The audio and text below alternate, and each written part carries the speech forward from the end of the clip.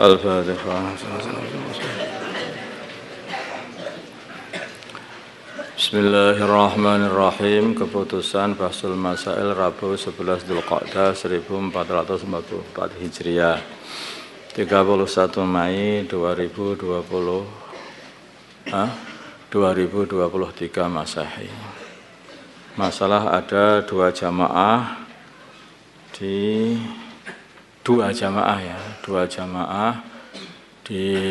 dua lantai masjid. Ada yang atas, ada yang bawah, di dua lantai. Ada dua kelompok melakukan sholat berjamaah. Sementing ada dua kelompok, itu aja sebetulnya itu enggak begitu masalah.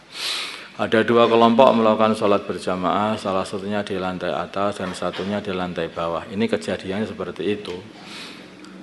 Kemudian sebagian makmum yang di bawah mendengar salam, sehingga mereka ikut salam. Ternyata salam yang mereka dengar itu adalah salam imam yang di atas. Jadi ketut imamnya yang lain. Karena akan saling bersinggungan begitu. Berdekatan. Terus bagaimana hukum sholatnya makmum yang di bawah, yaitu ikut salamnya imam yang di atas? Jawabnya adalah sholat mereka tidak batal dengan syarat tetap melanjutkan sholat bersama imam mereka sendiri-sendiri ya, dan masih wajib mengulang salam lagi setelah imamnya. Jadi karena keliru ikut salam, setelah ikut salam, bukan imam saya yang salam, ternyata ya diteruskan lagi sholatnya, sehingga kalau imamnya sudah salam, dia baru salam lagi yang kedua. Oke. Masalah apa itu masker atau tutup hidung dan mulut bagi wanita ketika ihram. Masker. Pertanyaan, bagaimana hukum memakai masker bagi wanita yang sedang ihram? Jawabnya, memakai masker bagi wanita yang sedang dalam keadaan ihram, kalau karena adanya hajat adalah boleh. Kalau karena adanya hajat, sebetulnya nutup wajah itu haram ya, ihram itu haram, dia nggak boleh. Nah, kalau adanya hajat, mungkin karena dia itu sakit TBC atau gimana, ya, atau waktu zaman itu kan ada apa namanya corona, atau waqarna fi buyutikunna wala tabarrajna tabarrujal jahiliyatil ula, karena nggak boleh keluar rumah. Karena adanya hajat, maka boleh tetapi tetap wajib membayar fidyahnya. Paham ya? Boleh tetapi tetap membayar fidyah. Maksudnya tidak haram, tapi membayar fidyahnya tetap. Itu kalau ada hajat. Kalau tidak ada hajat, ya di samping dia itu haram, dosa.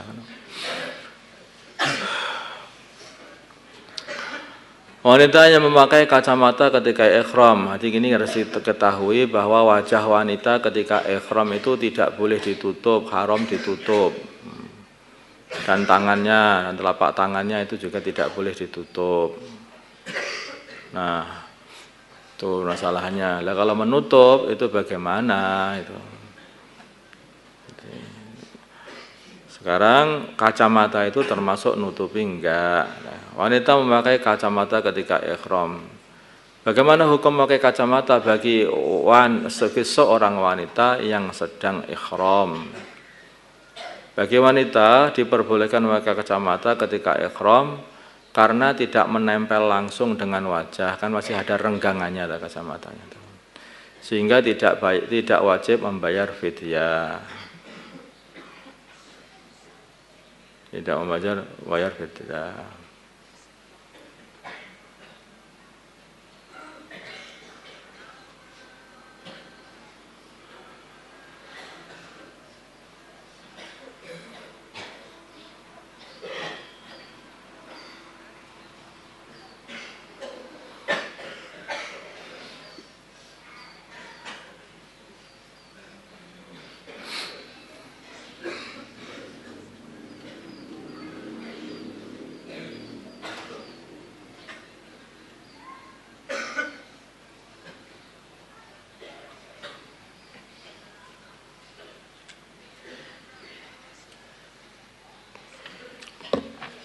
Ya, masalah umur hewan kurban. Berapakah umur hewan kurban? Jadi kalau kacamata itu enggak diperlukan, saya kira itu juga enggak usah pakai. Ya. Karena Imam Syafi'i sendiri itu malah mengatakan tetap wajib fidyah itu. Kalau kacamata itu enggak diperlukan, itu enggak usah pakai kacamata, nanti enggak boleh, apalagi hanya untuk bergaya-gaya saja, saya repot itu. Nanti ada, kalau bagi wanita itu boleh pakai pakaian yang berjahit, nanti tidak harus pakaian tanpa jahit, itu untuk laki-laki. Wanita pakaian berjahit boleh, yang tidak diperbolehkan adalah menutup wajah dan menutup kedua telapak tangan, itu yang enggak boleh.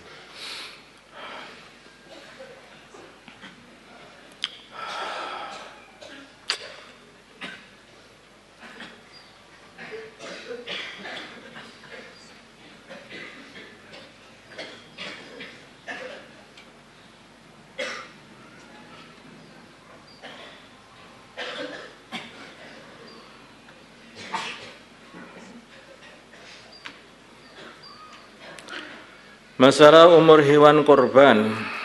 Berapakah umur hewan kurban yang sah digunakan untuk kurban? Hewan yang sah digunakan untuk kurban. Jawabnya, kalau kambing kibas,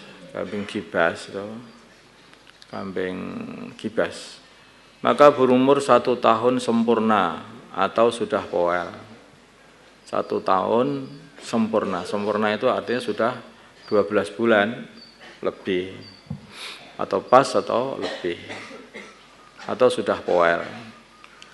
Atau kalau kambingnya kambing Jawa itu atau bisa disebut kambing kacang, itu berumur 2 tahun sempurna, 2 tahun sempurna, atau sudah poel.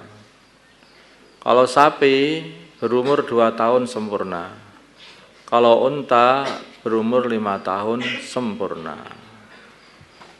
Ini mau kurban, nanti kalau milih kambing harus paham ini.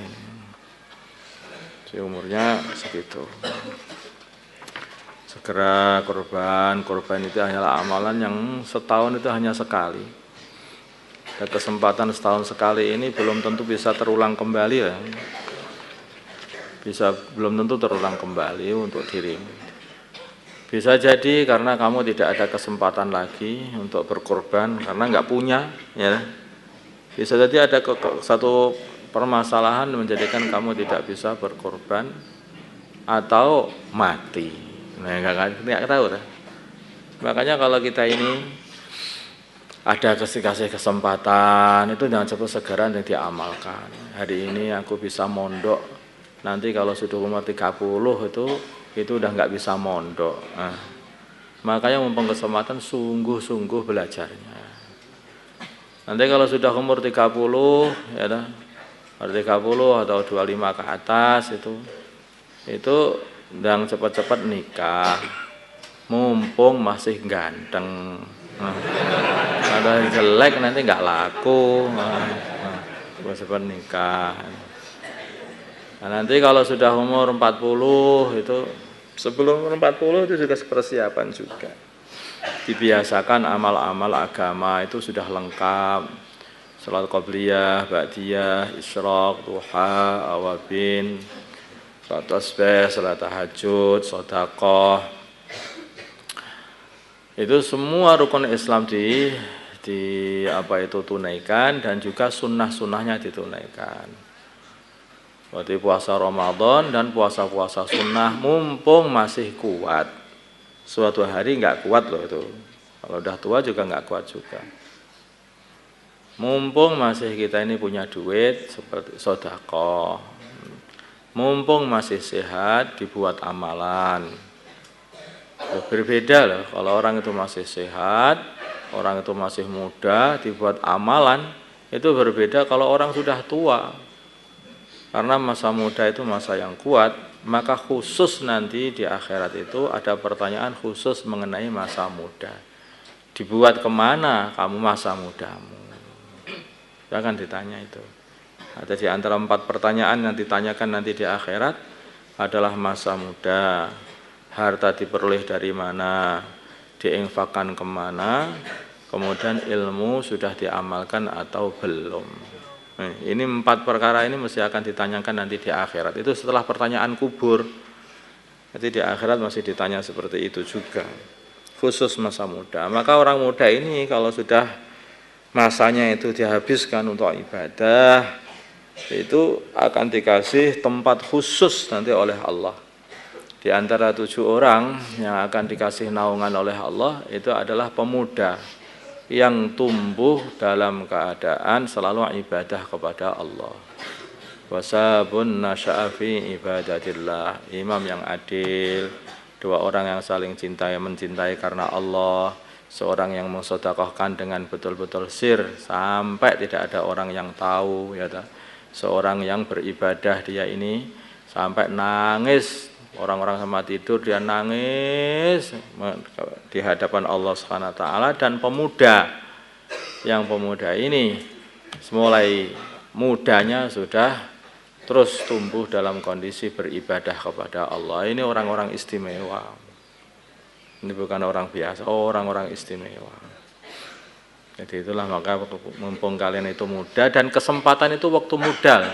Nanti kalau sudah kadung tua itu sudah enggak dapat kesempatan ini. Mau jadi imam yang adil, enggak bisa jadi imam katanya.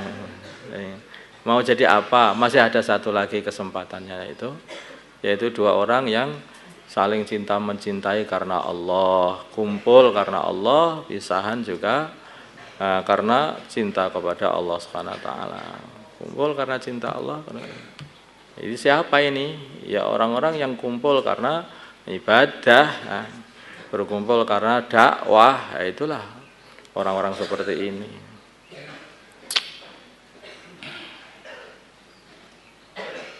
Dan lagi, kalau kamu ini mulai mudanya tidak biasa ibadah, apa ya sih biasa mendapatkan ini?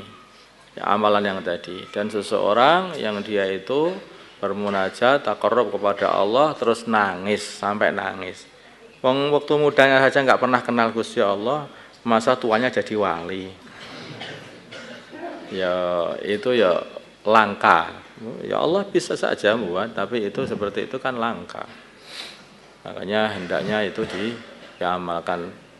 Waktu muda itu waktu pendidikan, didik membiasakan sedekah, didik diri kita ini membiasakan ibadah, membiasakan kumpul hanya karena Allah, membiasakan berdoa sampai nangis-nangis kepada Allah Subhanahu wa taala. Itu seperti itu. Itu waktu muda itu. Kalau ini waktu muda kamu bisa berhasil mendidik dirimu kayak begitu, nanti waktu tuanya mudah, lebih mudah lagi. Karena sudah jadi kebiasaan.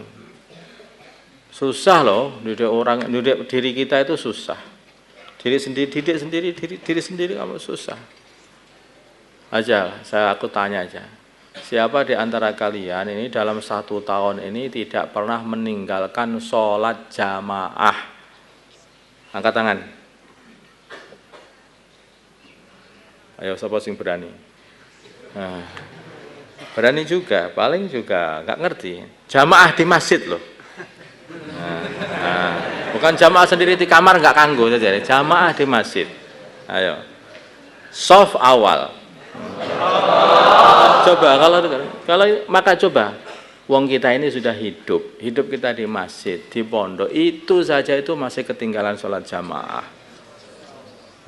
Bagaimana kalau kita sudah nanti lepas dari pondok, lepas dari masjid, sana berkumpul di rumah, sedangkan di rumah itu harus berkumpul dengan ahlu dunia juga, pikir dunia, bicara dunia. Itu perang sesungguhnya nanti ketika sudah di rumah itu. Kalau di sini masih enak.